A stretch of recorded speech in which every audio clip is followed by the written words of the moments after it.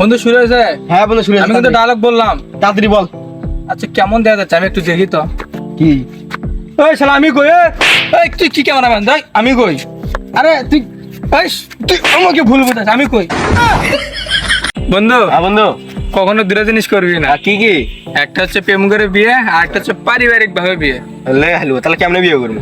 আচ্ছা শোন, যদি প্রেম করে বিয়ে করিস তার মানে কি গাল লাগেনি কে মালা পরে বলতিস আমার কামড় দে কামড় দে। তারপর আর যদি পারিবারিক ভাবে বিয়ে করিস তার মানে সাপটাকে বাড়িতে নিয়ে এসে খাওয়া দাওয়া করে সাজাইয়া বলতিস আমার কামড় দে কামড়।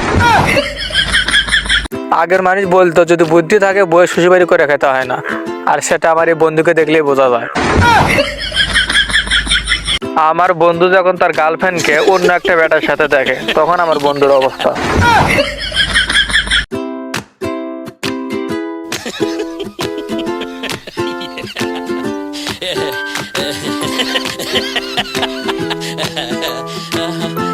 তোর চিন্তা ভাবনায় আমার মাথার চুল সব উঠে যাচ্ছে। সেই জন্য তো দাদার মাথা চলছিল না। এই, তুই কেমন তাহলে?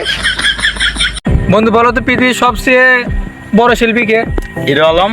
ওই বেটা ওরা গান শোনা কোনদিন তো হাত তুলে দিয়েছিলি? না, তো তুই বল তো পৃথিবীর সবচেয়ে বিখ্যাত শিল্পীকে। মশা, যার গান শুনে হাত তালি না দিয়ে তুই থাকতে পারবি? তাই তো। হিরে বন্ধু তোর কি আছে, তুই কান্নাকাটি করতেছিস কেন? আমার তো বিয়ে হয়ে গেছে। আরে বেটা বিয়ে হয়েছে তো খুশির খবর। কার সাথে বিয়ে হয়েছে? গার্লফ্রেন্ডের সাথে বিয়ে হয়ে গেছে। কার গার্লফ্রেন্ডের সাথে বিয়ে হয়েছে? তোর গার্লফ্রেন্ড। मारो मुझे मारो मारो मुझे मारो।